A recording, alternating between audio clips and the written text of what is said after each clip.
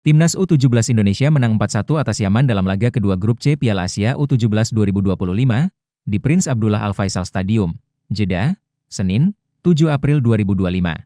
Timnas U17 Indonesia meraih kemenangan lewat gol yang dicetak oleh Zahabi Goli pada menit ke-15, Fadli Alberto 24, Evandra Florasta 86, dan 89. Sementara gol Yaman berhasil dicetak oleh Mohamed Wahib Al-Garash melalui tendangan penalti pada menit ke-52. Dengan hasil ini, Timnas U17 Indonesia dipastikan lolos ke Piala Dunia U17 2025.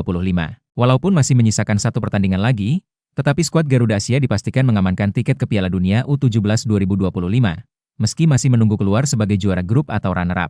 Timnas U17 Indonesia dalam laga ini tampil cukup bagus, karena mereka langsung melakukan serangan ke pertahanan Yaman sejak awal. Iputu Panji Apriawan dan kawan-kawan menguasai bola dengan apik hingga memasuki menit ke-8. Bahkan pada menit ke-9, skuad Garuda Asia sebenarnya berhasil mencetak gol melalui Mirza Fijatullah. Akan tetapi, umpan dari Daniel Alfredo yang ditendang langsung ke arah gawang oleh Mirza itu dianulir oleh wasit, karena Mirza sudah terjebak offside. Setelah gagal menjadi gol, para pemain Timnas U17 Indonesia terus menekan pertahanan Yaman, bahkan mereka tak mengendor sama sekali. Ahmed Abdo Al-Jeledi mencoba menyundul bola dari Fadli Alberto, tetapi bolanya justru jatuh di sisi kirinya, sehingga langsung dikuasai oleh Goli yang ada di depannya. Untuk itu, Zahabi Goli langsung mengontrol bola dan melakukan tendangan keras ke arah gawang. Tendangan Goli memang sempat membentur gawang, tetapi bola langsung jatuh ke dalam gawang, sehingga menjadi gol. Tak lama setelah itu, Timnas U17 Indonesia kembali mencetak gol pada menit ke-24 melalui Fadli Alberto. Gol sukses dicetak Alberto setelah ia memanfaatkan bola tendangan yang diarahkan Zahabi Goli ke arah gawang.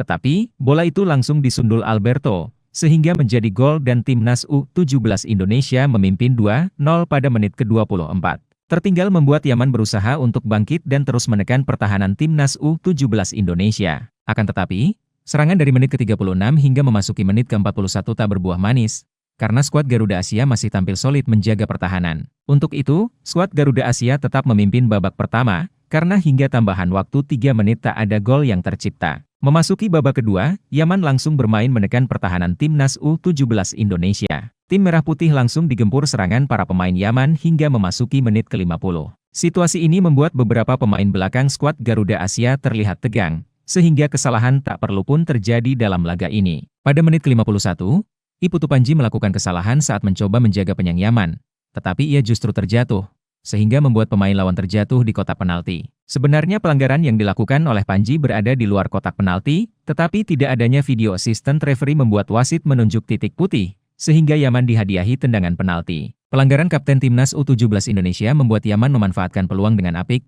dan mereka sukses mencetak gol melalui penalti ini. Mohamed Wahib Al-Garash yang menjadi eksekutor berhasil menendang penalti ke sisi kanan, sehingga Dava gagal menghalaunya dan Yaman mencetak gol 1-0 pada menit ke-52.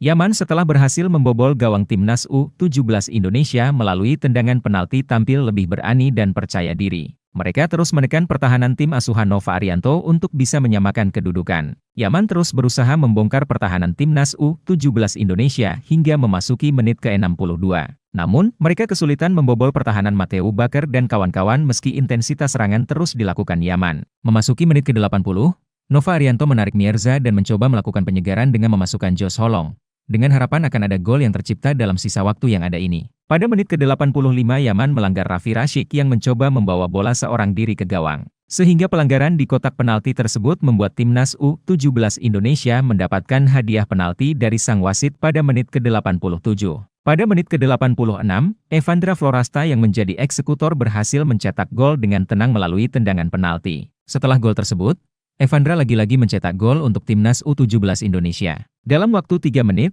Evandra mencetak gol ke gawang Yaman kembali setelah memanfaatkan umpan apik dari Jos Holong dari sisi kiri. Bola tendangan Evandra sempat ditepis kiper Yaman, tetapi ia kembali menendang bola tepisan tersebut, sehingga menjadi gol dan Timnas U17 Indonesia memimpin 4-1 dalam menit ke-89. Dalam tambahan waktu, Timnas U17 Indonesia sempat menekan, tetapi belum ada gol kembali tercipta, sehingga skuad Garuda Asia memastikan lolos ke Piala Dunia U17 2025. Download Tribun X sekarang, menghadirkan lokal menjadi Indonesia.